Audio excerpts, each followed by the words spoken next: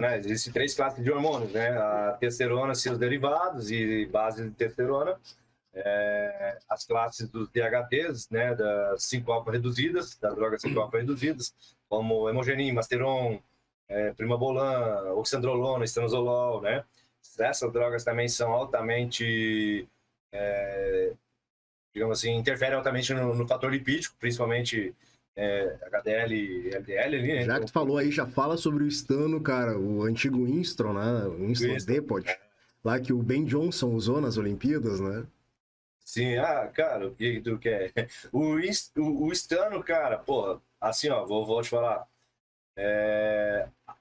Entre Stano e Trembolona, tipo, as características são muito parecidas. Porém, tem uma diferença que na Trembolona você consegue uma concentração de droga um pouco maior, então você precisa de menos aplicabilidade. O Stano já não, né? Pelo sal dele, então pela concentração, é um éster mais pesado e tudo mais, então a concentração da droga é bem menor.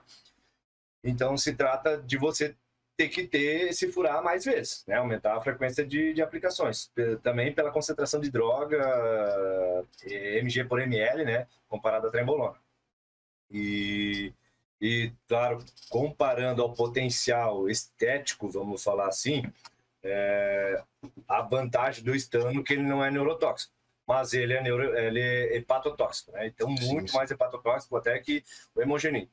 Muitas pessoas acham que o hemogenin é hepatotóxico e tudo mais, mas é que os estudos que trazem essa informação do nível de hepatotoxicidade do hemogenin são estudos com doses acima de 200 miligramas, né? Então, pô, ninguém vai... Eu já conheci cara que tomava 12 hemogenin por dia. 12 hemogenin, uma 12 por dia. Porra. E assim também, né? Outros, eu vi, recentemente ali eu vi um artigo falando sobre a resposta do hemogenin né, que alguns atletas usam 100 miligramas e outros usando 200 miligramas. Não tem diferença nenhuma na resposta, né? Então, você usando uma dosagem de 100 miligramas, a única resposta é aumentando o nível de hepatotoxicidade, aumentando o nível de hepatotoxicidade só. Mas o Stano, cara, altera pra caralho o fator lipídico, né? Então,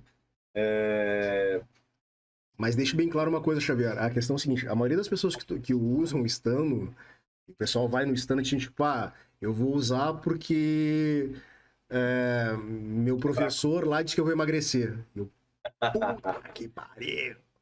então, tem aquela coisa, né? Tem aquela música, né? Stano pra secar, Deca pra crescer, pra inchar, né? Então, é aquilo que eu tava falando das classes das drogas, né? Então, tipo assim, vão ter drogas. Então, existe uma parada chamada fator miotrófico entre elas, né? Que é o que a gente, esse fator miotrófico é a comparação de anabolismo e androgenismo entre as drogas. Anabolismo é o que você vai aproveitar, né? Melhorando a sua síntese de proteína, performance e tudo mais. O androgenismo são os colaterais que essa droga vai apresentar, né? Então, tipo,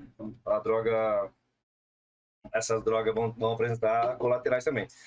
Conversão em estrogênios, conversão em DHT, a partir daí isso também, né, vão surgir espinha, acne, que é de cabelo, agressividade, cara, né, diminuição do lipidograma, redução do lipidograma, dependendo do nível do uso, né, por exemplo, em mulheres vai aparecer crescimento de pelo, crescimento clitoriano, queda de cabelo também. No homem vai ter atrofia testicular, entre outras coisas, né? Então, existe esse fator miotrófico, que é o nível de anabolismo e androgenismo.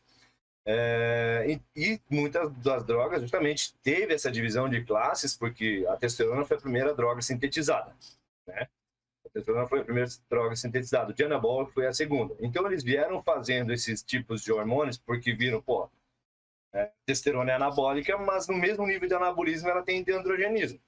E antigamente eles não tinham controle dos colaterais da testosterona. Então eles começaram a fazer alterações moleculares para isso, para que foram adicionando ésteres. Por exemplo, antes a testosterona era suspensão aquosa. Então a aplicação dela teria que ser 2, 3 vezes por dia, porque a meia-vida dela era muito baixa. Uhum. Então eles foram adicionando ésteres na testosterona justamente para ter um aumento dessa meia-vida e diminuir a frequência de aplicações. E daí viram que conseguiram fazer isso. Só que ela ainda continuou sendo anabólica e androgênica na mesma proporção. Começaram a fazer alterações na cadeia carbônica dela. Daí foram surgindo as outras drogas, né? E justamente para que diminua... Daí algumas drogas foram diminuindo o androgenismo, mas na mesma proporção diminuíram o anabolismo. Então vem essas drogas, estanozolol, oxandrolona, mas como diminuiu o anabolismo e diminuiu o androgenismo também, elas são consideradas drogas anticatabólicas. Então ela tem um poder de retenção menor que as outras drogas que são mais anabólicas, né? Então por isso que o pessoal fala que estando para secar, oxandrolona para secar, porque vem disso, a pessoa acaba reduzindo o percentual de retenção dela, então deixando o físico mais polidinho, muito, né, mais liso, mais lean. Então por isso que veio daí a questão de dizer que estando seca e tudo mais, mas não... É mito, o estando não vai secar. Todas as drogas vão melhorar a lipólise, algumas mais, como a trembolona e o estanozolol em si, também vão melhorar a lipólise, né? Mas não acontece nada se não tiver oxidação. Então não adianta você ter lipólise, né? Então o processo lipólise, para quem não sabe, então é a quebra da célula de gordura. Oxidação dessa célula de gordura que você vai eliminar pelas mitocôndrias musculares, via respiração e tudo mais. Não é pelo suor.